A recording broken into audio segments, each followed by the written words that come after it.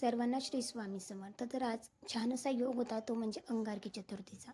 जेव्हा चतुर्थी तर दर महिन्याला येते, पण जेव्हा अंगारकी हा शब्द लागतो ना, तर खूप जास्त ही चतुर्थी महत्त्वाची असते. आणि हा योग खूप कमी दिवसामध्ये येतो, वर्षामध्ये.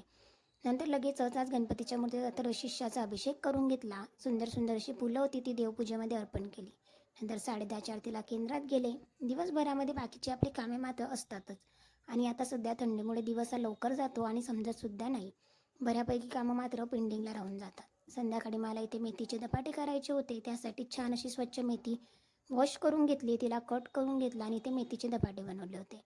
मी मेथीचे धपाटे कशा पद्धतीने बनवते हे जर तुम्हाला बघायचं असेल किंवा रेसिपी बघायची असेल, तर आज याचा फुल व्लॉग आपल्या यूट्यूब चॅनल अपलोड झालेला आहे. आपल्या यूट्यूब चॅनल नक्कीच जाऊन तुम्ही ही रेसिपी बघू शकता. आणि तुम्ही चॅनलला सबस्क्राईब केलं नसेल तर चॅनललासुद्धा सबस्क्राईब करा.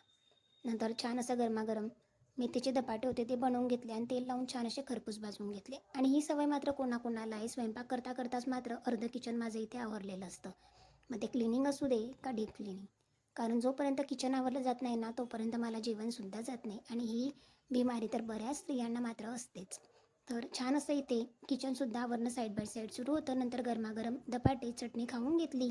आणि असं होतं माझा आजचा दिवस. थँक्यू.